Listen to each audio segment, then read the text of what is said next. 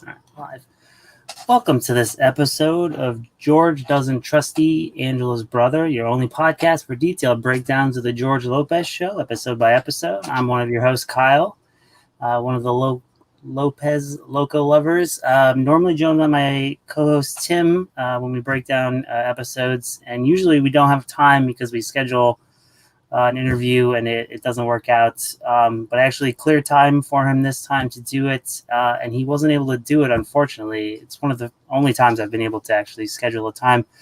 So actually have a really good episode. So we're not going to be able to talk about the episode of George Lopez where Angie's conman brother Ray comes to visit Angie and pay back money owed to Vic and George, but George is the first to see through Ray's scheme when Ray asks Veronica to tap into her inheritance to invest in a new company. That sounds like a terrible episode. I actually have a good one. I'm very excited.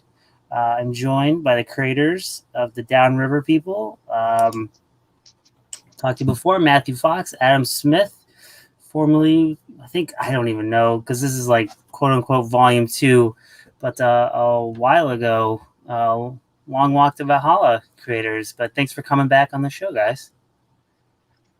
Thanks, dude. Us. Adam's all squiggly again. All right. Found out we weren't going to be talking George Lopez. I think Matt had reached out to me and I saw the solicitation and I was very excited because I mean, obviously we talked at the time about A Long Walk, but I mean, I thought that book was like absolutely amazing and kind of how you guys were going to follow it up. And I think this is, I feel bad saying even better because it doesn't like diminish that, but this book's fucking like crazy. It's so good. I always hate like asking how it started, but I think if you read into it, if you read the book and kind of Adam's epilogue at the end and then kind of the foreword for you guys, it's obviously kind of a journey how this book came about, but like what was the original idea and how did you guys decide to like team back up after Valhalla? Initially, the book was supposed to be a heist book. It was supposed to be a sort of light-hearted romp, kind of. But as we started to think about who this character was that was performing this robbery, it just kind of changed into what the book eventually became. I had worked in a ski lodge in Alaska, and I thought it was strange how much money I had. And Matt and I had this idea of like, what would it look like if someone robbed this lodge? And it just kind of ballooned from there. I mean, it's those stupid writer questions of like, how did this guy get this lodge? Or how did this guy inherit this bar? And so forth and so on. And eventually just, I don't know, I got real sad. I wrote a bunch of stuff. That's great. I mean, knowing that, and obviously it is out now. It just came out, so I'm gonna avoid spoiling any of the major stuff. But I mean, kind of where it goes. Like this is a pretty like big emotional journey, but at the same time, and I think what you guys do amazing in this is, and a lot of reviews have hyped it in the sense that you guys kind of build quite a bit of tension early on and setting the tone, and where the book ends up is not like anything you would expect from the beginning, which is insane. And I think going in kind of blind in the idea that there's this larger horror element looming, I think some reviews have talked about, like it's insane. How did you guys approach the building of the tension in the beginning, knowing kind of where the book was going to take the turn? I think we talked about this a lot on the show, that like I think horror is really hard to pull off in comics. I don't necessarily say like this is like a typical horror, but there is something you guys do again quite amazingly, is building that tension early on with these like characters that you invest in, and then the kind of shift that happens around the middle of the book. I mean, I think it's a lot of, at least on my end, is if you don't care about the characters that are in the story, you're not going to care what happens to them. And so if we want to do this big sort of twist, sort of at the midpoint and kind of take it in a different direction, if it's just someone that you don't give a shit about, then you're not going to care that it's happening to them. There's a sort of investment you're asking of the reader when they're reading something this long, that you want it to be worth their time. And at least for me, the way to do that is to make an emotional connection to them. And I think too that like Oh, we're both big. Oh, sorry. I think we're both really big fans of thrillers, that like international thrillers. You know, any kind of Korean thriller from the last 20 years is you know, kind of the tone and the pacing that Adam and I wanted to do, or maybe close to something like a Coen Brothers movie where, you know, it starts off and like, I think with Parasite, the movie Parasite, like right in the middle is when everything completely changes. And I don't know that we were necessarily like wanting to pick on a specific like story or movie or trope with that, but yeah, I think we very desperately wanted to get to the horror as fast as we could, but at the same time we wanted to make sure that the whole table was set like before we could, you know, flip it over kind of thing.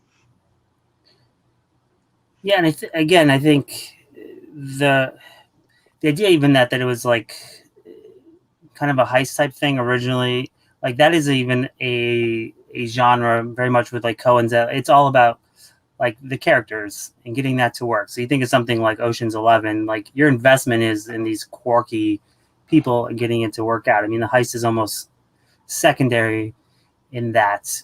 Mm-hmm. Same with horror. I think like the dread and the repercussions of it don't work unless you have these characters that you care about. And I think having it set with the loss of the father early on, which is not spoiler, I mean, in previews, I think you ultimately get invested in the way you kind of, again, I think Matt, for you early on in this, with the way you've approached the art and you're coloring this one completely, I think you'd assist on Valhalla.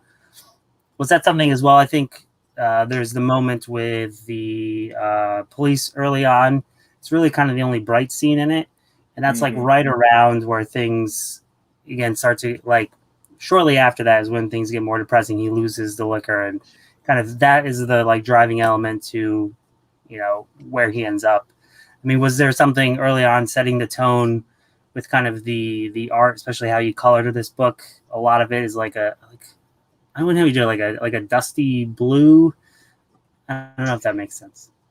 No, it totally does. I think it's funny. There's so many so many logistical things that go into it that come in after you've addressed the emotional stuff. Like, you know, I've already drawn the scene, and when you look at the whole book, you know, it really only takes place over the span of like 3 days, I think. But there's really not very many breaks in that. Like there was enough time for me to have the main character have like one change of clothes, I think, or two. And so, you know, in addition to having to sort of set the right atmosphere, tempo wise and composition wise for the different scenes, I also had to account for the fact that, like, you know, it starts off at night when they're having a wake at the flatbed, and then that carries into him waking up the next morning, and that happens to be the scene where he goes and he gets liquor the next day. And so a lot of it comes from just thinking like, you know, oh, I've got an outdoor day shot. So how do I want to, or a day scene, how do I want this to happen? And it was really the first real scene of like violence that we were going to show, obviously as a negative. But there's one panel that really depicts the violence. And so I just kind of wanted to build up to it almost like deceptively bright and cheerful after the funeral or the wake the night before, and drinking, and you see the trailer where his father was found, and the leftover of a successful suicide. And so the book wasn't going to get any nicer, but I think that I kind of needed that, that break of a bright sunny day, before things just really went to shit, I think. Yeah, and I love then that scene, especially like you said, when that kind of big act of violence, and even in this, you have like it outlined in pink, which is fucking brilliant. Like it looks fantastic. But like you said, it kind of draws the attention to kind of the importance of this moment. And I mean, you hit on it, and I think early on, like the first question I was like stumbling through you guys building that tension and pace.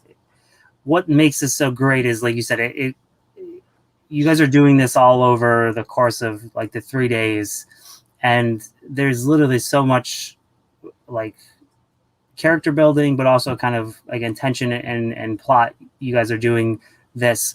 Was that something, especially I guess for Adam, kind of getting that all in pace wise?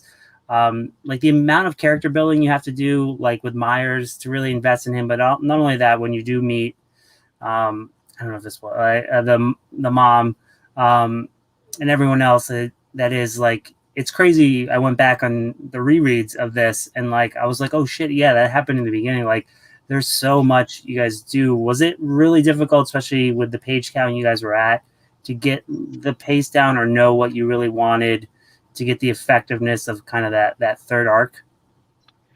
Yeah, there's this animated movie, I think it's called A Cat in Paris, and there's this really beautiful cold open where this cat is kind of wandering around the city, but then there's this breakfast scene with this kid and her mom, and there's just this really beautiful character shorthand. Like everything they say establishes who these people are without just out and out saying it. Like I adore Alex Garland, and he's one of my favorite writers, but he's really bad at that. And like Annihilation is almost like sort of a joke when they're kind of canoeing down the river, and she's like, I can tell you about all these people, and it's just like this very big exposition dump of just information the watcher needs to know. And anytime I see something like that, it really takes it out of it for me.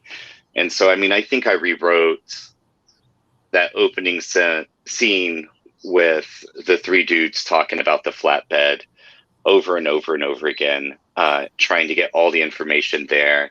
And that opening scene with Zach and Sarah at the bar, trying to establish like what kind of place this was, that was sort of very familiar, but also very revered locally, and what that means to someone like Myers, who at this point in his life doesn't know what he wants. And so like all those three moments are like very intentional, but took a very long time to, I feel like, get right. And sometimes you'll work on something and you get it right away, and then other times it'll take, like a week. There was a scene in Long Walk, I don't remember what it was, but it just wasn't working. And I worked on it for days until I realized that I was building a house on like terrible foundation. And so I just completely changed the scene, and then all of a sudden it works better. But you kind of get married in your head to this idea that this is how it has to work. And it's just not true. It doesn't have to work anyway. You come up with these ideas and you can just scrap them if it's not working.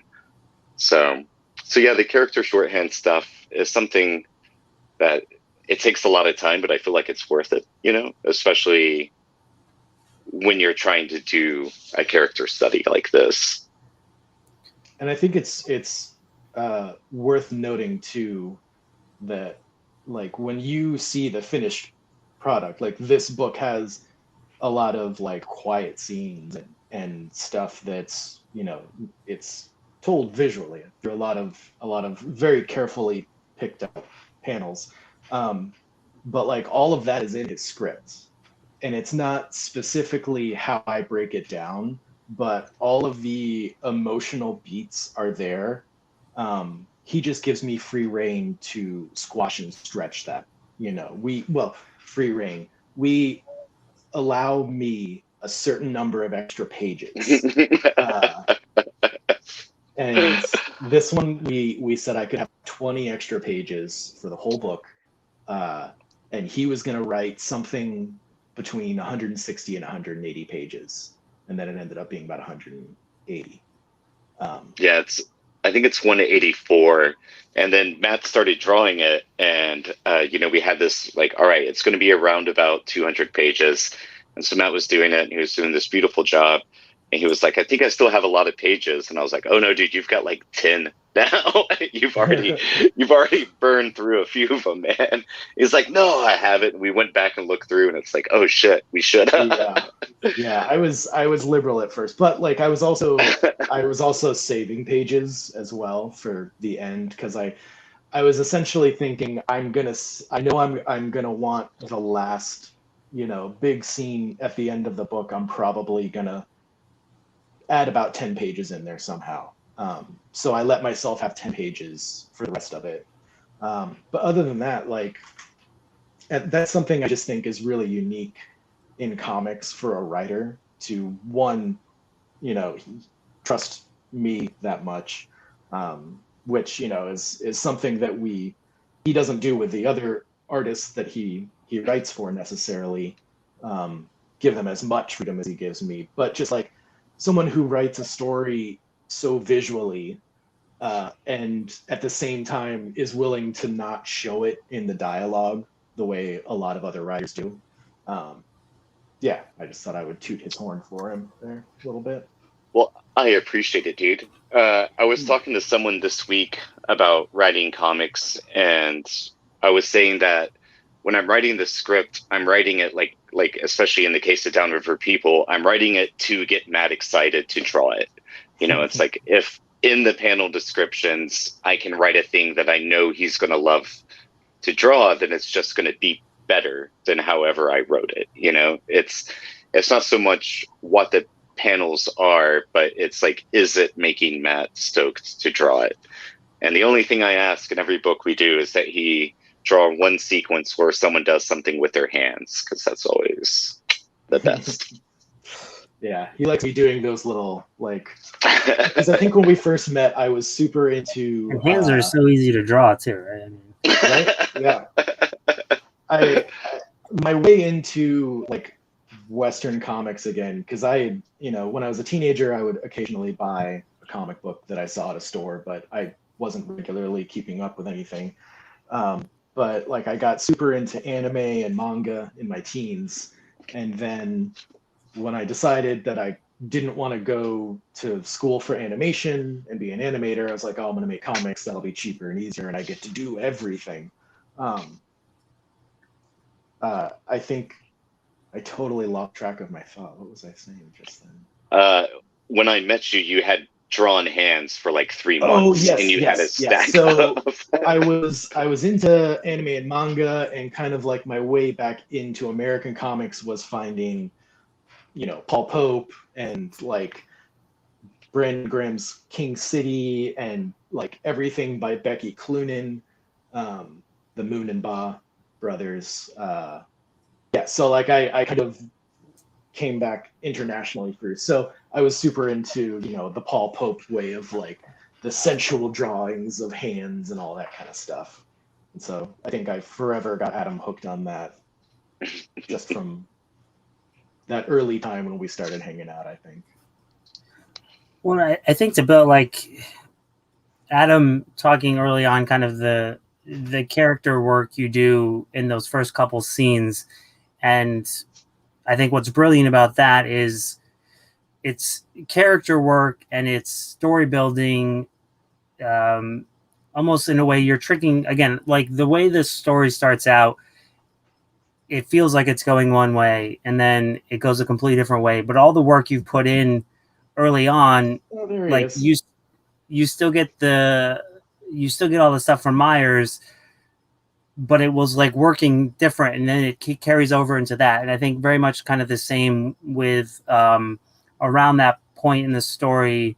There's a lot of the quiet scenes with Myers kind of reflecting in his house, and I think a lot of that, like there's a few like 9-panel grids, and then there's like a bunch where there's like slanted panels that Matt's doing. It's like a lot of that is in silence, and like again, a lot of that is kind of carrying the character work as well. Like you guys do a lot to, I think, lean on each other, and also then what that does is the type of books that I like is where, again, you're not like hand holding the reader through it. They're like progressing with them. And I think you guys do that very well together. Is that something that has come? I went back and was rereading, flipping through Valhalla before, and kind of like where you guys were in that and that. Is that something, a better kind of relationship and dialogue you guys have had going into this one? This one feels like really, again, the two of you working on kind of a new level of what you do best. It's very, again, this is very like cinematic, and I think that only works if you have a writer and artist who are on the same page in the way they want to tell the story. Yeah, I mean, I think part of the reason Matt and I work well together is because we both like the same kind of stories, and we both like telling stories in similar ways. And so I think it just kind of like works pretty easily for us. 1 second, I need to let my dog out. 1 second.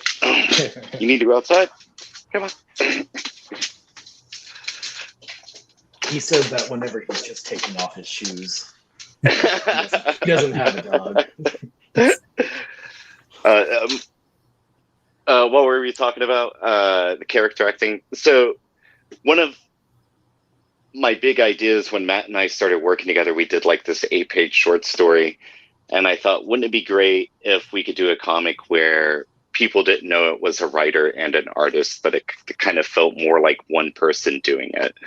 And so, I mean, I think that's, at least for me, is like, I just don't want to overwrite. And I mean, you're working in comics, and it's a visual medium, and a good portion of that is art. I mean, if not like most of it. I think Dave Baker once said, like, when he turns in a script, he's only done 30% of the work that's getting done in comics. Like, there's still the art, there's still the letters, there's still coloring. I mean, there's still so much more to do. And it's like, yeah, you're a part of it, but I don't think I should like overshadow anything, you know? It's a visual medium. Like, there should be silent beats, there should be parts, especially if people aren't walking around talking to themselves all the time. That kills it in a book for me. If someone is like really reflecting internally about what just happened to them, it's like, just show it, just show them thinking about it. I can't believe they just said that to me. Yeah, Well, and I think that really... we're lucky though, because we have the ability to, you know, make it look like there's one person, because we got all of our habits set in place while we were like living together. You know, we were roommates and best friends, and we would go see the same movies together and all that stuff. Like, we only don't live together because like he has a partner and I have a wife now, you know, like so like I think that when we did Long Walk, we had a big advantage that a lot of people don't have in comics, which is the ability to kind of be making it in the same space as the other person. And now that we don't do that so much anymore, I think since we have that foundation, now we can lean on each other. He can, you know, give me stuff that is very character heavy, and it will make me very angry because it's very difficult. And I will like scribble things in the script, and like sometimes I'll text him and just be like, this won't fucking work. There's no way this will work. And then like he won't, like before he even responds, like I feel bad and I try and think of about a way to work, and then it's like, oh yeah, no, that's gonna work really well. I'm sorry, I apologize. But you know, like we have I think we have that shorthand together, just in life, best man on life. So, Sorry, jump there for a sec. Oh, it's not good. No, you're right. With kind of, again,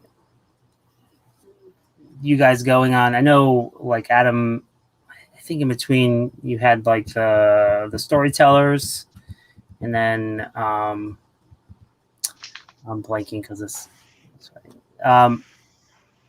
Looking again, going back in Valhalla to now, like even Matthew referencing the Paul Pope, like you see the like very like brushstrokiness of Paul Pope in, I think, Valhalla, and this is like very tight and very refined. I think it, again, like this is like for both of you like a step up, and I want to say it sounds bad because I loved Valhalla. Like this is like you can say it's better. No, we appreciate it because it is. It is. We agree.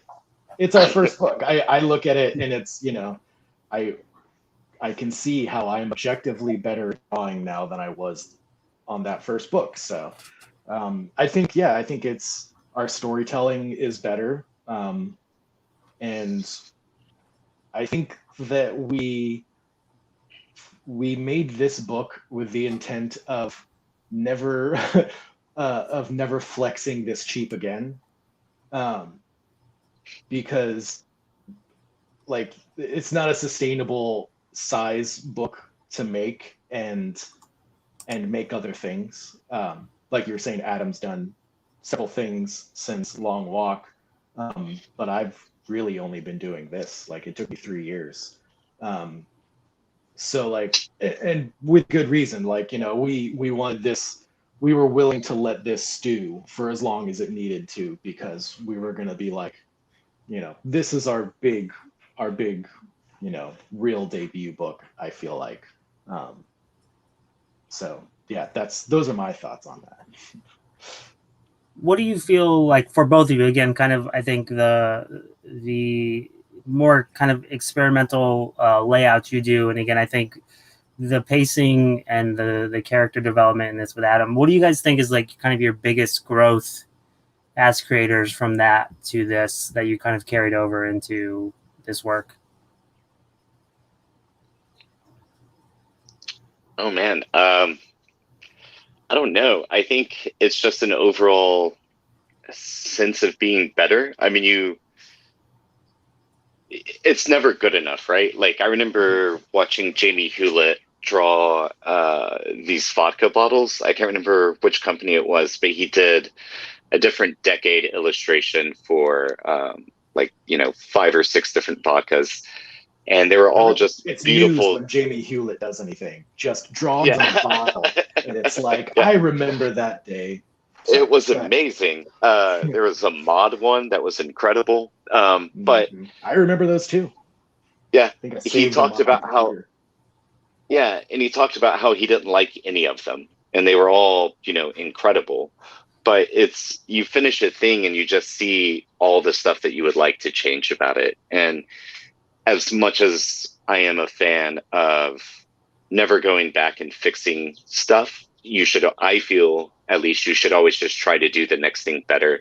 So while there are things that I look at in Long Walk that I know aren't as good as they could have been, and now looking back at Downriver People, I'm like, I could have done this better. But the idea is I'm just going to try to do better next time. Like I'm going to do better on the next book, and I won't get it right, but then I'll try on the next one. So for me, it's like, I think I have gotten better, but I think there's still a shit ton of work to do.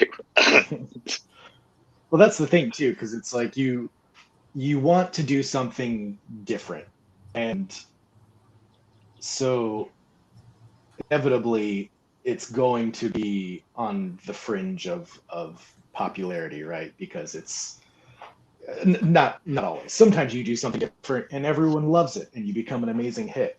But for regular humans, if you're trying to do something different, the establishment, it doesn't really want you to do that because it's set up for something else, right? So, we wanted to do a 200-page book, and like publishers actually don't like to do that ideally because it's not a good page range. It bumps up the price of printing.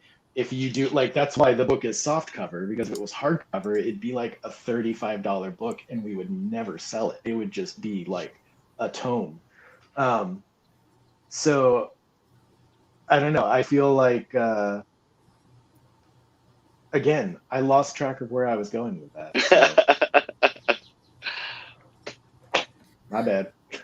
No, and when I saw Archaea, it was under the Archaea, right? Which like that was always confusing to me because originally I remember them being separate from Boom, and then I don't know if they were always actually separate, but they were like a separate entity.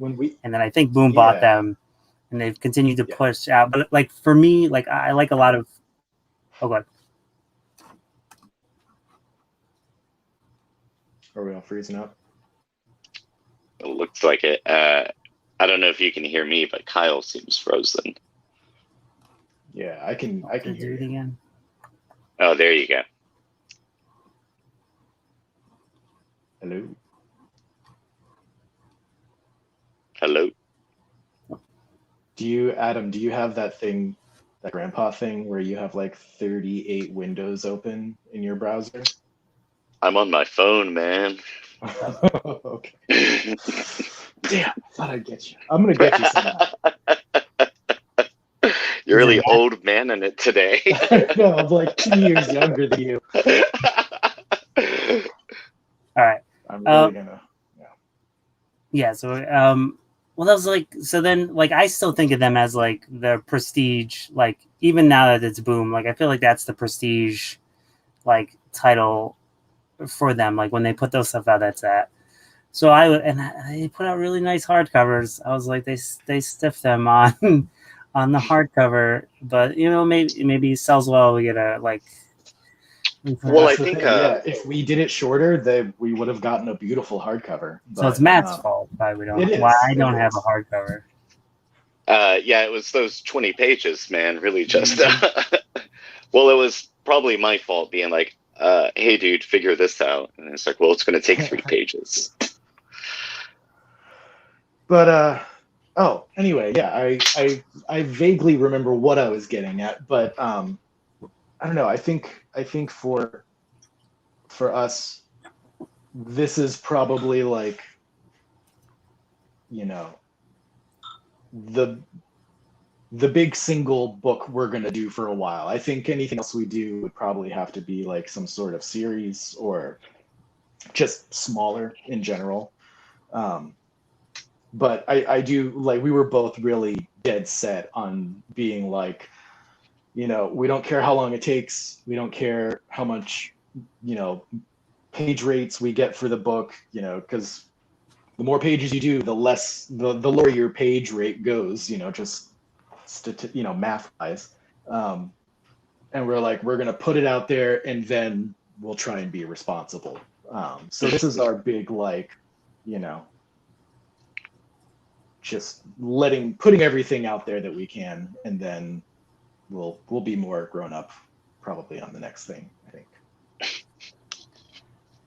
Well, so looking at, I mean, both this and Valhalla, both of these are very kind of rooted in kind of these like deep emotional, whether it is trauma or kind of like coming of age or finding yourself and really kind of tackling the past, and obviously this one has kind of the horror tinge to it, and then I feel like Valhalla kind of that fantasy, like surrealist tinge to it. For you guys, I mean, what makes the medium of comics and I guess quote unquote graphic novels the thing to kind of tackle those ideas for you? And obviously, again, like, I mean, if you want to make money, make Invincible or something stupid like that. Like, why? And I think make it Invincible. Yeah. But For you guys who kind of have tackled these, I think, big ideas, and I think the things you work through in this book specifically, either the ideas of suicide or dementia, like any of that stuff that you guys kind of touch upon, like why is this kind of the medium that works best for you guys to kind of tell those stories? I think it's because the easy answer is it's because it's the best medium. Like comics is still my favorite medium of storytelling, story input and output. I just adore it. But there is also a sense of suspension of disbelief from the reader. Like with Long Walk, whenever this little girl goes up to this guy and says, "Hey, I'm a Valkyrie," since you're reading a comic book, there's a part of you that will wonder if she's telling the truth. Whereas if it was, a TV show or a movie, you would just be like, oh, this guy has met this insane lost kid and it's about getting her home. But with comics, because Thor exists in, this, then you just kind of like go with it. And so Downriver People has a lot about like dementia and suicide and all that jazz. But there was also, I remember Matt and I having a conversation of, what does a god's origin story look like? And what does that birth look like? Am I frozen? Are you guys there?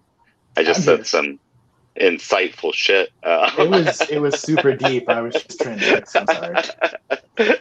No, I didn't know. It got like really quiet on my phone. So I wasn't sure if I froze and was just talking into the nothingness, like those characters. You had us, but then you dropped us because you broke. But no. So, and I think when you tell a story like that, comics just works for it, and it lends itself to those type of stories because comics are. It's a medium, and it can be used however the people are making it use it, and you should just do it however you like. So that's like a really long way to say what I said at the start, which was comics are just the best. I agree with those sentiments. For me, I mentioned earlier, I started off wanting to do like animation because I was obsessed with anime and Miyazaki and Cowboy Bebop and Neon Genesis, and I got obsessed with all of the animators that were working on each of those movies separately, and I was like, oh, I'm going to be an animator because that's the coolest. But at the same time, like I also wanted to do all of the backgrounds because the backgrounds in Miyazaki movies are amazing, and then I wanted to, basically do every aspect of it. And kind of the more I learned about animation, the more I realized that I was not going to make that happen the way I fantasized, like I would go and I get to make everything and it's great. And so I kind of pivoted over to comics because of that. But it wasn't really like, I don't feel like I'm switching over to a lesser craft or anything. It's more like I'm switching over to something where I do get to play a little bit in every avenue of making a story happen visually, whether it's doing background designs or did we lose him? I think so. So are we now hosting the show? Do we have to allow him to come back in? You're going to have to approve him, man. You're running it now. Well, this was originally a George Lopez show. Oh, no, what happened to the camera? Yeah. Oh, I see a little bit of you. Oh, no. Oh, did you lose your power? No, I'm not sure what happened. It said my... But now the camera does this. Again, I use this for editing the audio, so as long as yeah, we're still okay. You like to shoot night for day? Yeah.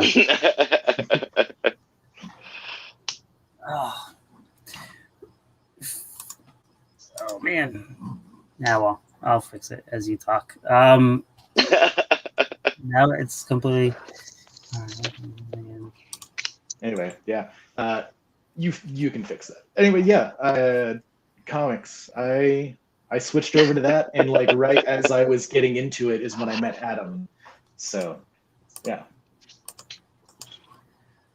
I mean, that's something to like looking at it.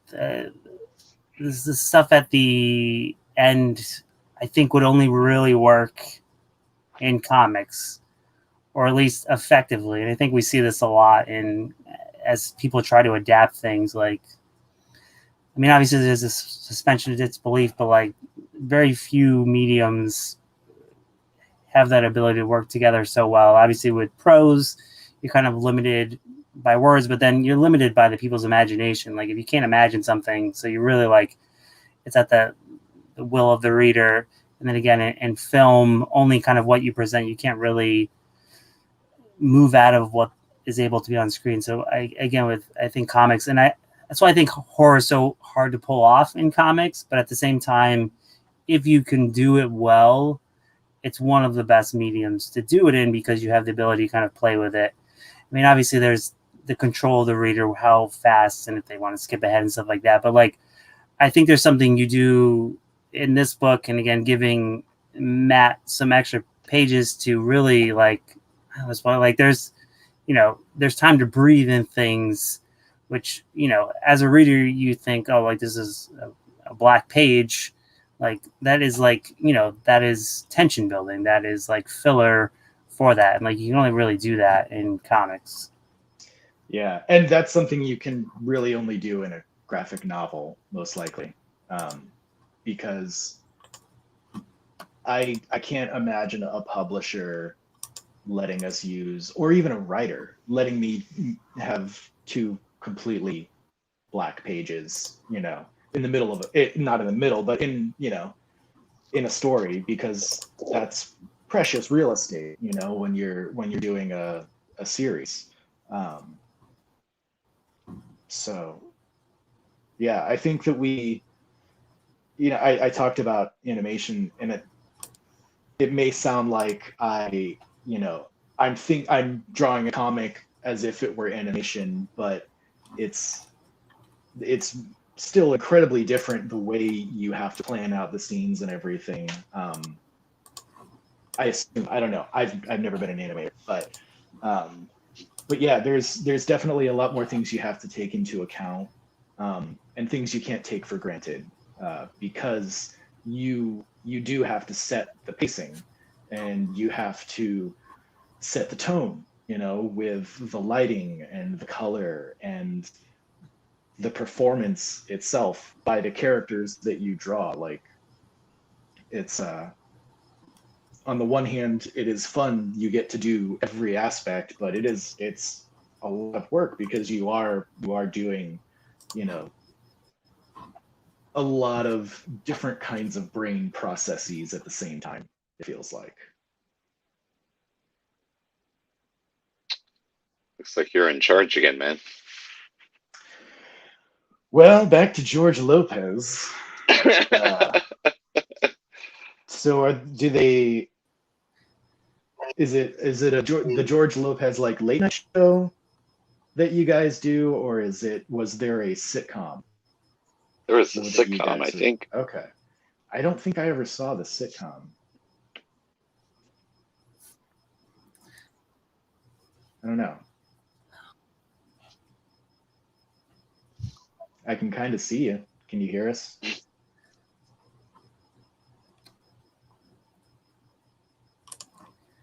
Oh, I see the connection. One is.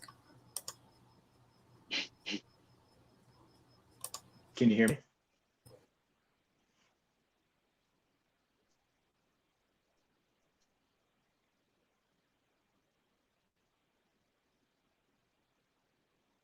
What is going on in there?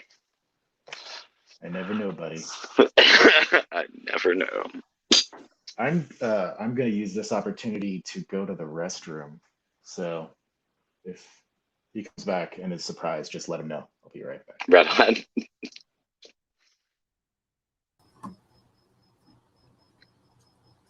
Oh. Can you hear me now, Adam? I can. All right. Yeah, I switched. I have like multiple. I have an extension Wi-Fi and like other ones, so I switched and see if that makes a difference. But I don't know what's going on. Shit. But, oh. You're in same place as him, right? Yeah, we're both in Kansas City still. Yeah, we moved up here, I guess, almost 10 years ago. We were both living in Arkansas and wanted to move to a place with a bigger scene. And so we had initially thought about New York and Portland, but we were kind of ruling both of those probably too expensive. So we went to Austin, where we had done a con, Staple, which is a great convention if you're ever in Austin. It's just all self-published stuff. And so we decided we were going to move there, but for whatever reason, neither of us had that this is definitively where we're going. And I had talked to a cartoonist friend of mine who grew up in Austin. And he said, don't move there, man. Austin is fucking dead. You need to go to New York, Portland, or Kansas City. Kansas City, he started rattling off all these people that lived here. And he got his phone out, texted a buddy, and Kevin Mellon, who asked if we could crash up there and him show us the city. And that was it. We came up here, said that was where we were going. And I mean, I think we moved within like 2 or 3 months, maybe, of coming to visit. 6 months. 6 months, right on. Yeah. I remember we moved the day after Christmas, but I don't remember when we came the first time. Yeah, it was like a month after a couple of months after I went and took a trip to New York because I was looking at a school that I was going to apply to, and decided against it. And that's when we were like, oh, let's just move somewhere together and make comics. You know, the dream everybody has. The dream, yeah. Make it big in comics. Yeah, I'm trying to think. The only person I can think of in Austin, I don't know if Paul Mayberry is still out there. But I think he is. Yeah. I haven't seen that dude have a new comic in I don't know how long, because he did that. Last Stop on the Train. He didn't draw it. Yeah. He wrote it. Oh. Yeah. My kid was just, I think I have it. Well, you can't see it because my shitty why it's dark. My kid was reading Aqualung today. Yeah. That's such a good book. Yeah. I remember seeing the cover for that before it came out and just being blown away by the colors and like everything on that. Yeah. Although I feel every time, and this is why I can edit an episode or something, every time I talk to Paul, like, because I know Aqua is one where Mark Smith's an interesting guy, and he never finished it with Paul. And then Paul did Dogs of Mars, which like one of the first times I interviewed Paul was that, and like that's something he got screwed out of with that team. And then I talked to him about Sovereign, and that was like another one. So like that is like an ongoing thing. But yeah, he's such a great artist. Yeah, he is. That was one of those artists too that I got hooked on early on in comics, and I think one of the reasons we went to Staple is because he was tabling there. Yeah, him and Christian Donaldson was there. Yeah. What was that one that Tokyo something he drew that was so cool? Oh, Brian Wood wrote it. What was the name of it? Because the style changes depending on the project, but that one was like very pop art and vibrant and super kinetic. That was my favorite of his stuff, I think. I can't remember the name of it now. Yeah, what is? I don't know offhand. I've been reading Catalyst, which and one of my like early goals on the show was to get Joe Casey. It took forever, not because like I had talked to him a bunch, but like he's like a guy who doesn't want to talk about his books at all, and he had like a very specific range. Like he doesn't like to talk about new books. He doesn't really like to talk about old books because he doesn't really like to reflect on them. So like when I did eventually have him on, it was like a broad career talk. But yeah, I think he's like the craziest guy in comics. But for this again, kind of this very personal book in a sense, like what do you hope readers take away from this when they do get their hands on it? Again, kind of something like you said, this is kind of your, like, I don't want to say magnum opus, but like your big thing right now, and kind of putting the staple on where you guys are in comics. Man, I don't know. I think more than anything, I just want people to connect with it. And I know that sounds like a very broad idea, but the other day I was rereading On the Camino by Jason. I don't know if you read his stuff, Kyle, but he's probably my favorite writer, cartoonist, working, and he did this closest to probably he'll ever do of an autobio book about him walking the Camino in Europe. And there's this thing where he's talking about running into other hikers, and everyone always asks the same question of why are you on the Camino? And he says that he has this standard joke that he uses, which was he turned 40 and it was either this or buy a sports car. And everyone laughs, and he goes on about his hike. And that happens one or two more times, and each time it happens, he sort of narrates it with, I give them the standard joke. I was turning 40, it was either this or a sports car. And then the last time he does it, it cuts to this panel that looks like Seinfeld, where he's standing in front of a brick wall, and he's got his hand leaned up on the microphone, and he goes, I turned 40, it was either this or the sports car.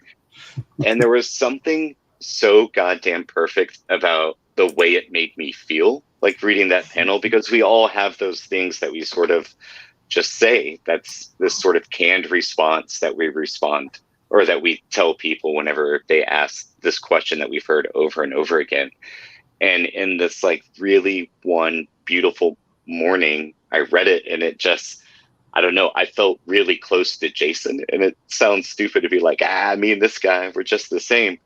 But I adore reading a book and feeling that way. And so I don't know. I hope someone reads this book, and no matter if it's one of the more deeper emotional things, or if it's just something about coming of age, or getting in touch with estranged family, or remembering your childhood, or just thinking about the changes you want to make in your life. I mean, or if it's just the joke of him walking around looking for a bar bet. I don't know. I more than anything, I hope someone just reads it and feels the way I felt when I read that Jason panel. That's pretty good. I can't follow that one up. Thanks for that.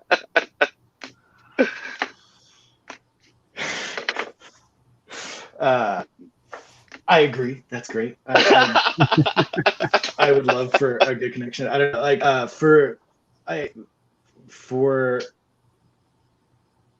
me, like as an artist, I hope that like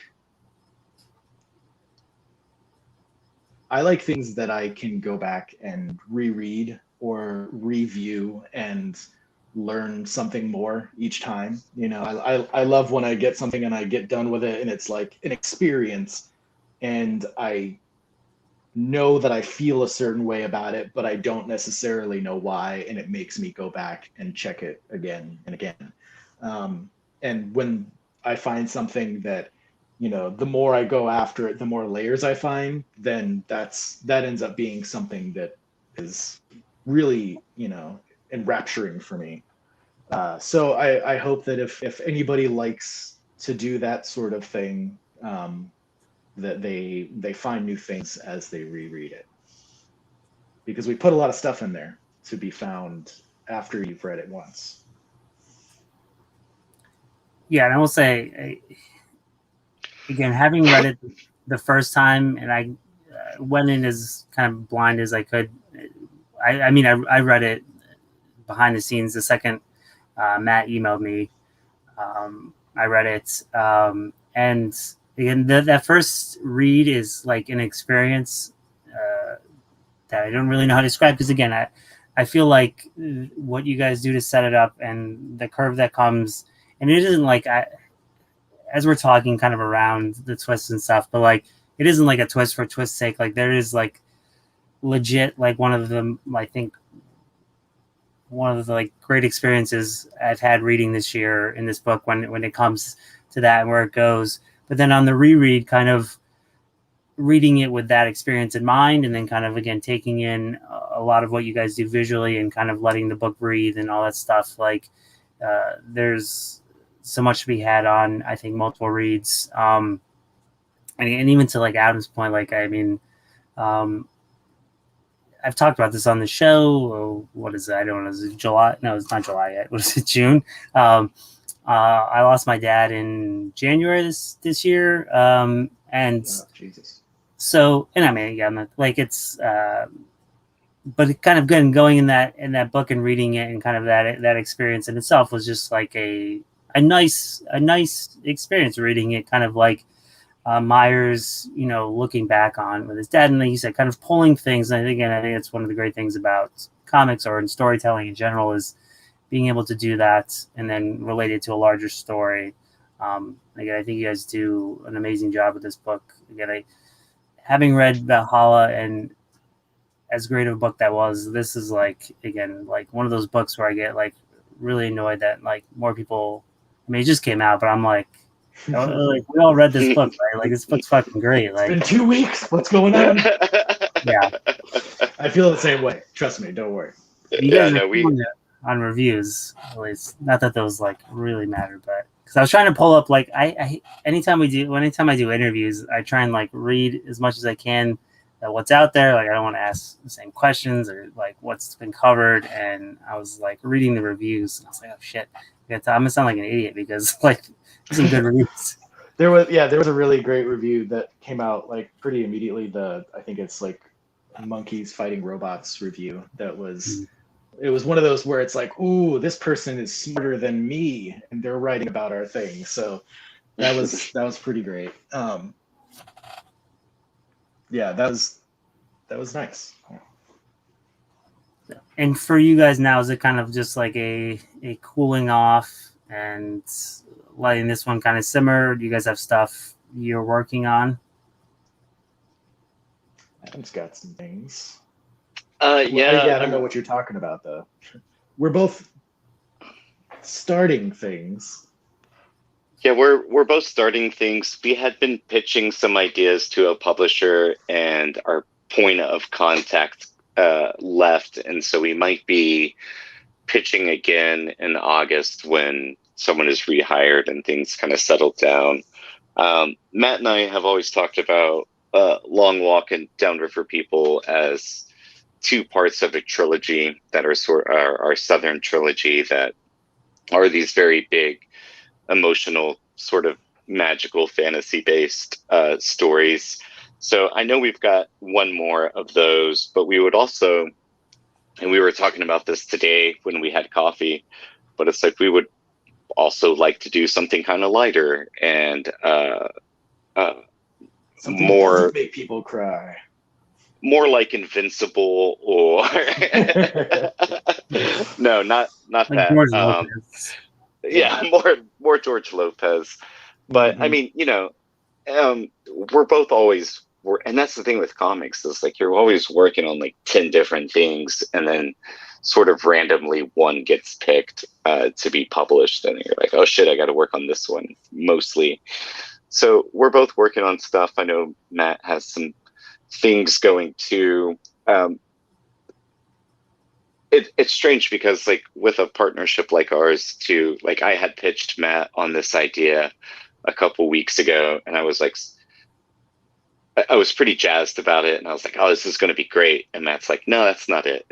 And then he was like very apologetic the next day, or like later that day. He was like, "Dude, I don't know. We can't do this one if you want." And I was like, "No, man. I mean, if it's not it, it's not it. You know, it's like you kind of just sort of know when something clicks into place well."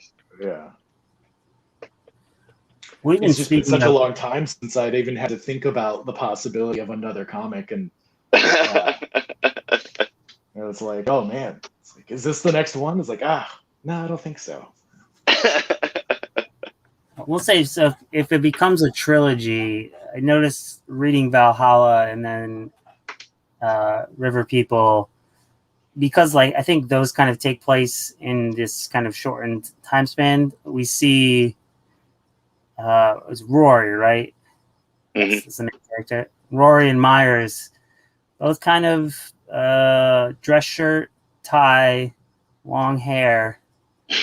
So I think we need a third one with a guy experiencing something in that same attire. Maybe like a dress casual trilogy. Yeah, but No, the protagonist is going to be a cat, but with all of those same But those, yeah, features. Yeah, black it's going to be in tie, Paris. button-down shirt. I was actually, a little side note. It was really the book starts out at the wake of a funeral, and so he's bartending. So of course he's wearing a button down and a tie because he has to, because that's what you do when you are in that situation. But I was very aware of the fact that our last book was like the main character in this attire the whole time. So I was very keen to get him to some sort of clothing change. So I made sure that happened like the next morning. I didn't want to that be is the button-down something guy. I didn't really think about, but in Long Walk, he's, on his way out of town for a job interview, so he's dressed kind of nice. Downriver People, it's starting off at a wake, so he's dressed kind of nice. So it'll be some other situation that requires a character to dress differently. And he'll start off looking like Matt. The main character always has like Yes. Matt's Yes, they're all hair different whenever versions he of started me. drawing it.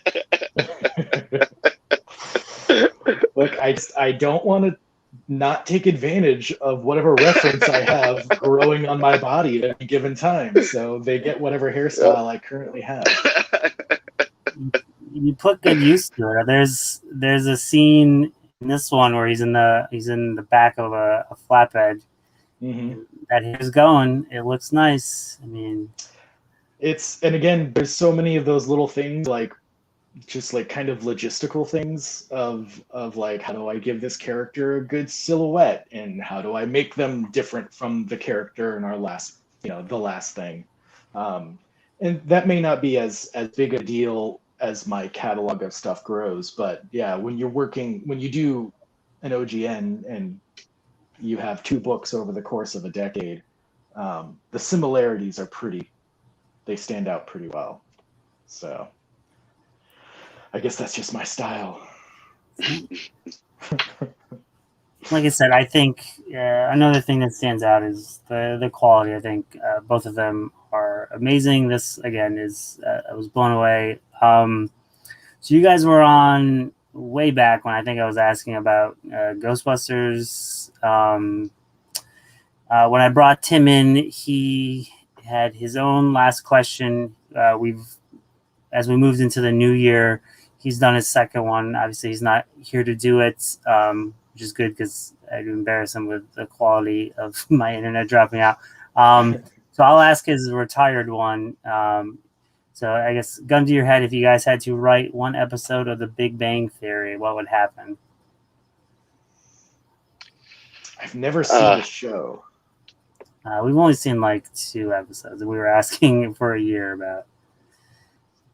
I only have a vague understanding of what that show is, but it's Chuck Lorre, right? Isn't that a Chuck Lorre jam? Isn't I'm that yeah. yeah? What he's asking currently is if you had to write an episode of 2.5 Men, which I believe is also a. Yeah, I don't like these garbage shows. I would just take the bullet. I mean, I got it. No. But I don't know who these characters are, but they're gonna do a like a nostalgic episode where they try to weird science their own creation of a woman, and then they get arrested for human trafficking, and the whole like second part of the series is just like a trial. Or the episode. It's just one episode, right? Okay. Yeah. You only got 20 minutes, man. Yeah. Okay. If it goes well, you could finish that. You could switch to like an Oz based. Absolutely. Yeah. Is Sheldon in jail? I'm sure there's more. Sheldon Ross? I don't know. Again, are those the characters in? I know there's Sheldon because there's young Sheldon, and I know. Oh, there's another show too. Yes. So there's like a prequel. Well, there's a show where he's a kid. It's called Young Sheldon. I've never seen it. Is it so? I'm sorry. Is Sheldon from Oz or? Oh no, Sheldon's from Big Bang Theory. He's okay. So I was gonna say those are very different shows. Also, we could probably write the origin for an Oz character pretty well. Yeah, we could do an Oz show. That'd be all right. Yeah. I mean, the Downriver People was gonna start out like with Cheston getting out of prison, wasn't it? Mm-hmm. Yeah, that was the original intro to Cheston's character. Yeah. See, now this is finding that out. That makes like for the perfect pitch for a hardcover re-release, because then we can get like, the back of matter with like how I would love to see like the progression, because like that to what we get is insane. Like so good.